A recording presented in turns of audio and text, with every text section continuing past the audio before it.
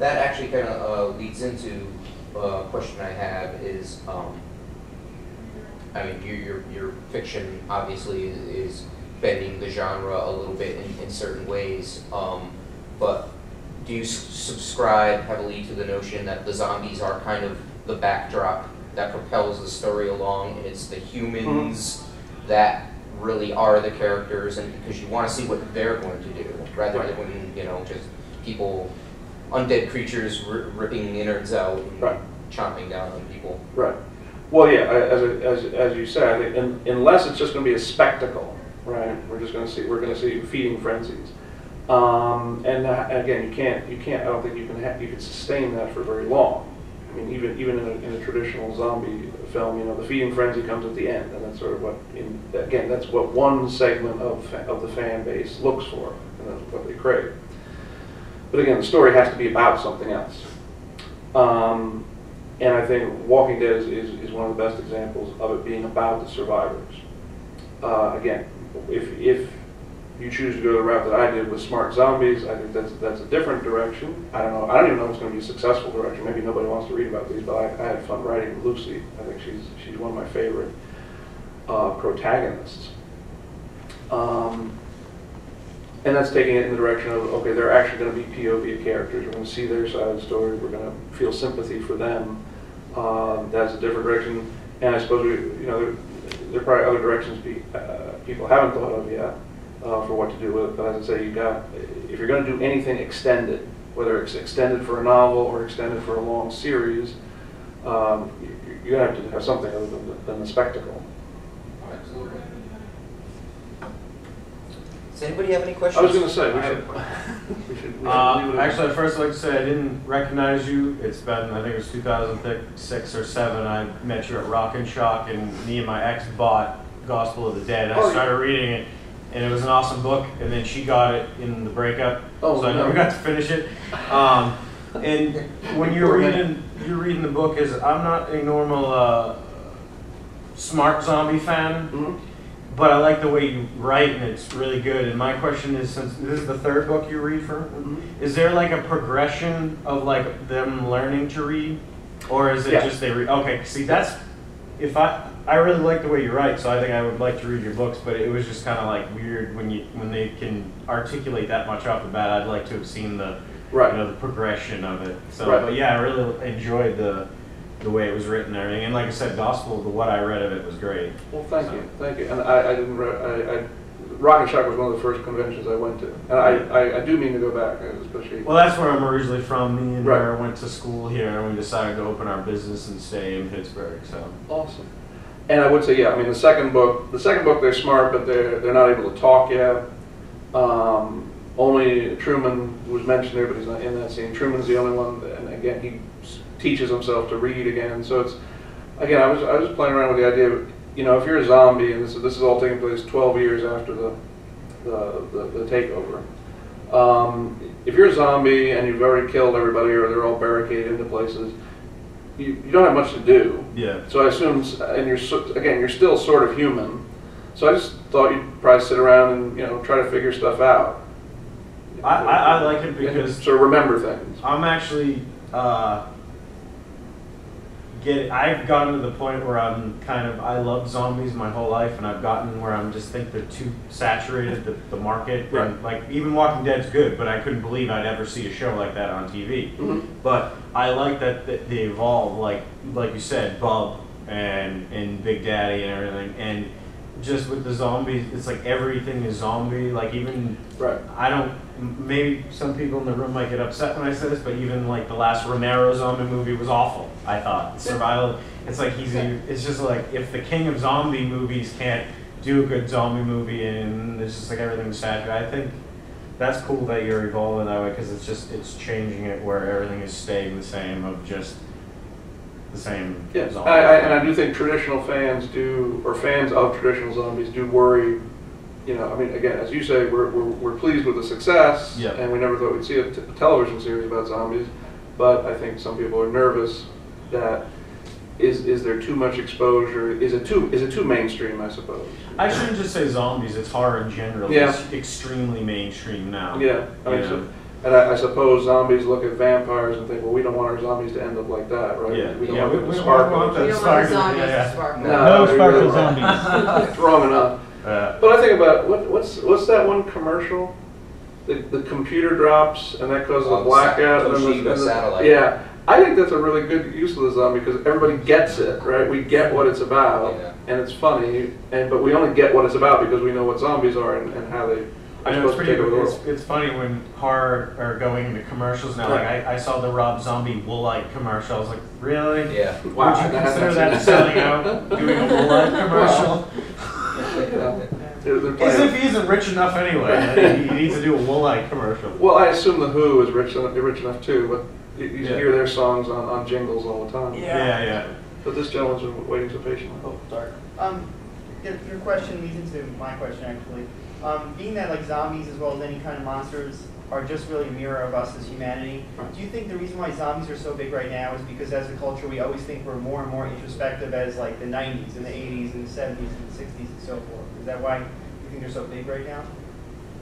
I think they're big right now. I mean, the way I try to describe it is, I think they have some of the natural primal fears that a lot of monsters have. You know, fear of death, fear of being killed, fear of being killed horribly in this way.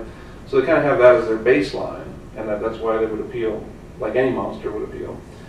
And then I do think certain things about the modern and even the contemporary time are especially well suited to zombies. I think this idea that they have, that's a little different than other zombies, this idea that you're going to become one of them, and you're going to be absorbed into this big group, and you're not really going to have your own individuality or personality anymore. That's beginning to sound to me more like a modern fear. That's not something I think people worried about in the Middle Ages or whatever. But for us today, that does sound like a very contemporary fear, a fear that we'd have even if you're not thinking about zombies, right? We're afraid that our lives lack meaning and direction and purpose. Well, that's a zombie, right? He lacks meaning, direction, and purpose, right? He doesn't have much to do. And so I think in that sense they fit our modern world. And then you start playing, I think the whole, of course, 9/11 played into it, right? We have this fear of mass destruction, this fear of bioterror. I think that fitted the zombies' popularity better than it might a supernatural monster. Right, so it's almost like anti-populism, but at the same time, it seems like in all the movies they have to band together to defeat the zombies. So it's like we want to be part of the group, but we need to be part of the group. Yep, I think you're absolutely right that there's then some tension and irony built in. Yeah. See, How's it going? great, thanks. So, being the religious studies guy, your history and background based on that, do you think that gives you a good edge on how to create and craft process-wise for the books, both the fiction and nonfiction? You know, it does in a way. At the same time, something I've worked hard on, and again, I leave it up to you all to think whether I've succeeded. But it's definitely something I've worked on between the first and the third. Is I have to remind myself and restrain myself that when I say this book is going to express certain ideas, I have to restrain that because, I mean, first and foremost, the book has to tell an interesting story. It has to have a compelling plot. It has to have interesting characters. So I have to push myself on those, and still have in the back of my mind, well, look, there's certain images, ideas, concepts that I want as a writer, that I want to work in there, but I don't want to be heavy-handed or overt about them. Now again, I don't know if I've succeeded in that, but it certainly has been something where I've looked very closely and in rewrites and going over it. I've worked very hard to make sure, first and foremost, that this is a compelling story. So it cuts both ways, right? I mean, I know deep down part of me still wants to write a theological essay. It's just, as I indicated to you sort of offhand at the beginning, nobody reads theological essays except me and my handful of colleagues, right? So that's a little frustrating. So I have to move myself out of that genre, out of that urge to talk in that way. What talking about the essays, it definitely seems like you have a need to get that out of you. So are you okay with the you know, just your colleagues reading it, or is a part of you hoping, gee, that, you know, because I've done well with the fiction, I've gotten my name out there more, that you can pull in your fiction readers and say, hey, you know, take a look at this. Is it something that you think that, you know, obviously a huge percentage may not enjoy, but is it something that you think that, hey, if I can get 2% or 5% to really get into it, you'd make you fulfilled in some way, or happy, or at least satisfied? Right. Well, that's something that in a way has been very encouraging about coming to horror conventions. Bizarrely, it's a much more literate group than I'm used to, right? I'm used to regular college students who are not a very literate group. I mean, they're there to perform certain tasks, to get a degree, to get a job. And again, as a teacher or as a person who just likes ideas, that can be kind of, again, frustrating and depressing on a day-to-day basis, that you're talking to a group of people who just aren't interested in what you do or how you do it, and they have no interest in ever doing what you do. So in a way, horror fans, at least fans of literary horror, you've already got a hook with them in that they do like to read things. Yeah. Now again, as you said, they may not read exactly the same things, but I would hope, and I do hope, I've never quite understood why certain kinds of writing are you know, intimidating or frustrating to people. So I do hope there would be some hope of a segue or an entree into that. Because I think even in my very narrowly theological works, I was never trying to be obscure, or I was never trying to put things in some complicated, off-putting way that would distance people. So yeah, I think there could be some of that overcoming of that reticence or reluctance. We've got a little bit more time left. Anybody else have any more questions? I've got a few lingering. See? So you've done a couple of historical perspective ones, the history of the dead, zombies in the past, throughout the thing. Do you have a particular period in time that you thought was more favored, more interesting, more fun, something worth writing in, something worth being within the whole mythos of zombies in general? Is there one historical period that I'm most interested in, or most interested to put the zombies in? In general. In general. God, you know, it's funny.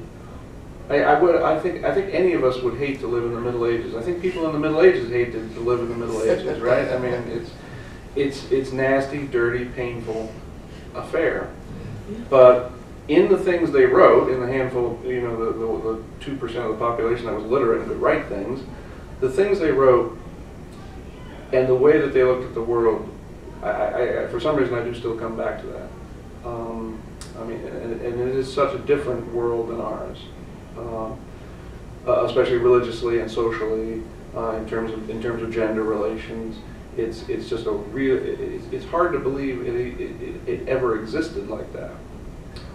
So I guess that would be my short answer. That I find the Middle Ages appalling and fascinating, much like zombies. They're appalling and fascinating too. I don't want to be one, but I can't take my eyes off of them, right?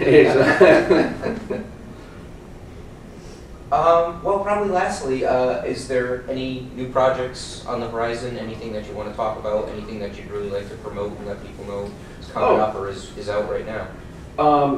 This is the latest. This came out a couple months ago. I'm working on two major projects. One is another zombie novel. Again, fiddling around. In that one, the zombies will not across the board be smarter. There will be some zombies who are smart, and they're kind of leading the stupider ones on rampages. That one, however, will focus on the human survivors. So there's that. Anyway, I'm working on that, and that will be. It'll probably be done next year. It probably won't be out until 2013, I guess. I'm working on a nonfiction work, which is more narrowly on what I do on theology. But again, I hope from a more popular perspective. And the the cocktail party version of that book is why Christians just should chill out and leave atheists alone and be friends with them and not keep trying to convert them because it's really stupid. and rude kind of way to be to your friends. That's the cocktail party we're going to have. But I'm going to have more details to flesh it out for 200 pages. But thank you all so much for coming. Good, thank you.